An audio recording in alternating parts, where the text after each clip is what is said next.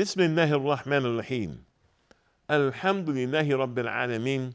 Wa salatu wa salamu ala nabiyyina Muhammadin wa ala alihi wa sahbihi ajma'in. Dear viewers, Assalamu alaikum wa rahmatullahi wa barakatuh, and welcome to our program, Building Faith in Allah.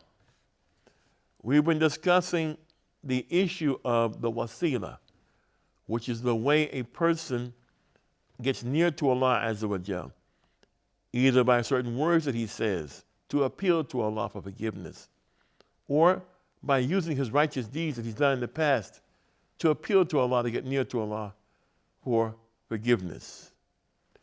But there's a type of wasila, or a group of wasilas, that are not the type that can be used.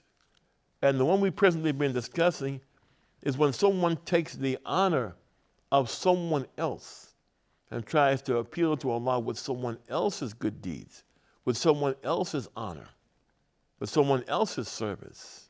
And this is not allowed. Everything that a person does, human beings do, it is for their own good. And they cannot pass their sins to others, and they cannot pass their goodness to others. As for the hadith found in Sahih Muslim, from a narration of Abu Hurairah, which says, إِذَا مَاتَ الْإِنسَانِ انْقَطَعَ عَمَلُهُ إِلَّا مِنْ ثَلَاثٍ صَدَقَةٌ جَارِيَةٌ وَإِنْ يَنْتَفِعَ بِهِ وَوَلَدٌ صَالِحٌ يَدْعُو لَهُ رواه Muslim. The Prophet ﷺ said, when a man dies, his deeds come to an end, except for three: a continuous charity, knowledge, which people derive benefit, and three, a pious child who prays for him. In fact, these three things mentioned in the hadith come from the toil and the work of the individual. They still relate back to him or her. They're still their deeds. As reported in the narration of the mother of the faithful, Aisha, may Allah be pleased with her, she said, قالت قال رسول الله صلى الله عليه وسلم إن أطيب ما أكل الرجل من كسبه وإن ولده من كسبه.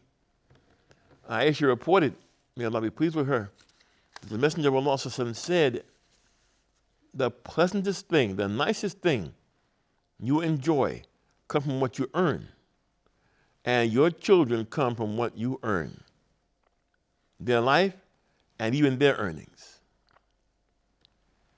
As for the spread of knowledge to other people, or the knowledge that a person benefited with people with, the knowledge that is spread to the people and they benefit from it after the death of the teacher is also from his work and his toil, as reported in hadith on Abi Hurairah radiyallahu anhu, أن رسول الله صلى الله عليه وسلم قال من دعا إلى هدى كان له من الأجر مثل أجور من تبعه لا ينقص ذلك من أجورهم شيئا ومن دعا إلى ضلالة كان عليه من الإثم مثل آثام من تبعه لا ينقص ذلك من آثامهم شيئا.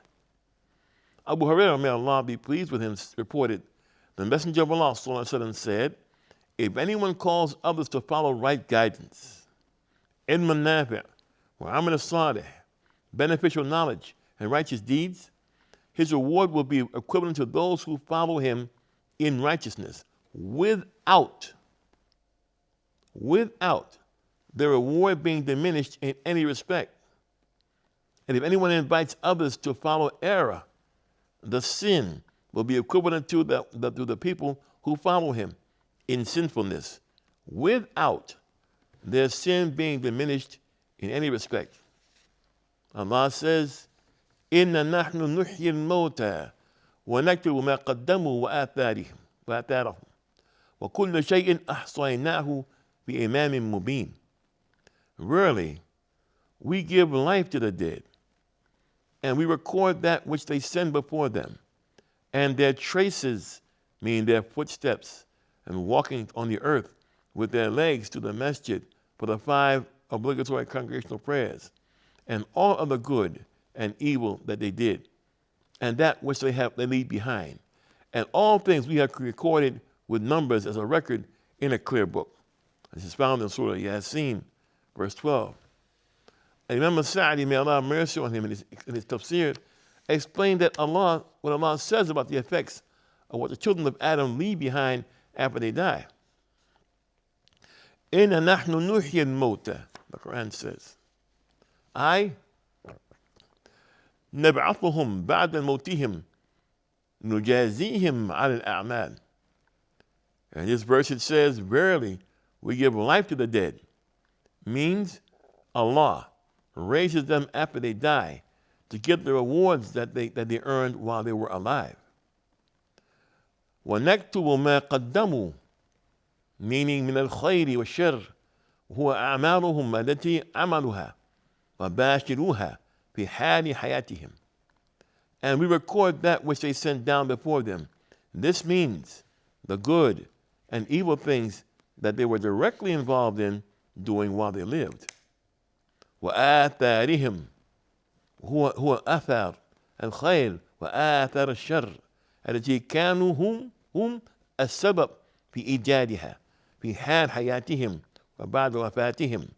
وتلك الأعمال التي نشرت من أقوالهم وأفعالهم وأحوالهم، وكل خير العمل به أحد من الناس بسبب علم العبد وتعليمه ونصحه وأمره بالمعروف ونهيه عن المنكر، أو علم أودعه عند المتعلمين، أو في كتب ينفع بها في حياته وبعد موته، أو عمل خيرا من صلاة أو زكاة أو صدقة أو إحسان فاقتدى به غيره، أو عمل مسجدا أو محال من محال التي يرتفق بها الناس وما أشبه ذلك، فإنها من آثاره التي تكتب له وذلك عمل الشر. And their traces, these traces are the good or evil remains of the deeds and statements that originated from them while they lived and could be traced to them after they died. Therefore, every good thing that another of Allah's servants copies from them as a result of their instructions or their good advice or the command to do good or prohibit evil, or knowledge that was prepared and taught to students, or books that brought benefit to people during his life or after his death, or the performance of righteous deeds such as praying and paying, such as paying the zakat, making a salah, or giving sadaqah, or building a masjid, or other exemplary deeds, and people follow that example.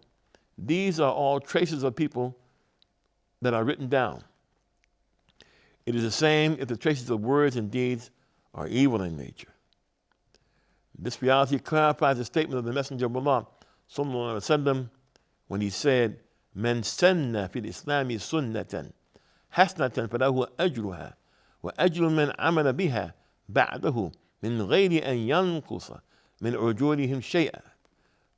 ومن سن في الإسلام سنة سيئة كان عليه وزرها ووزر من عمل بها من بعده من غير أن ينقص من أوزارهم شيء." The Messenger of Allah ﷺ said, "He who sets a good sunnah in Islam, there is a reward for him for this act of goodness, and a reward for those also acting according to it afterwards, without any deduction in their rewards. And he who sets in Islam an evil sunnah, there's upon him the burden of that evil, and the burden of everyone who acted upon it afterwards without any deduction from their burden." It's collected by, it's in Sahih Muslim. Dear viewers, a footnote is appropriate regarding the statement about good sunnah and evil sunnah. The Messenger of Allah said, "Man sanna fil Islami sunnatan hasana." He who sets a good sunnah in Islam. Setting a good sunnah in Islam refers to a Muslim who has revived a sunnah that the Messenger of Allah sallallahu alaihi wasallam that is no longer practiced, or it refers to a Muslim who sets a good example and others follow his lead, as indicated by the preceding hadith. This hadith is not referring to someone who innovates something completely unsanctioned by the Quran and the Sunnah. The Prophet's statement, sallallahu alaihi wasallam, وَمَنْ سَنَّ فِي الْإِسْلَامِ سُنَّةُ سَيِّئَةٌ, and he who sets in Islam an evil sunnah, is referring to someone who does an act that has no foundation in Islamic law. Ibn Kathir, may Allah have mercy on him, says in his tafsir of this verse, وَهَذَا مَوْضِعٌ يُبَيِّنْ لَكَ عُلُوُّ مَرْتَبَةِ الدَّعْوَةِ إِلَى اللَّهِ وهداية إلى سبيله بكل وسيلة وطريق ووصل إلى ذلك ونزول درجة الداعي إلى الشر وإمام فيه وأنه أسفل الخليقة وأشدهم جرمة وعظمها إثما. This passage to clarify for you the exalted position of da'wah to Allah, meaning calling others to Allah, which means the religion of Islam, and offering guidance to the path of Allah in every proper way, and every proper means that actually leads to this achievement of someone becoming a Muslim. It should also shed light upon the dishonorable status and enormous sin of those who invite others to evil.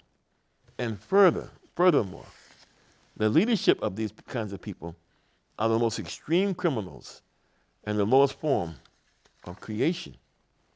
وَكُلِّ شَيْءٍ مِنْ الْأَعْمَالِ وَالنِّيَّاتِ وَغَيْرِهَا أحصيناه في إمام مبين.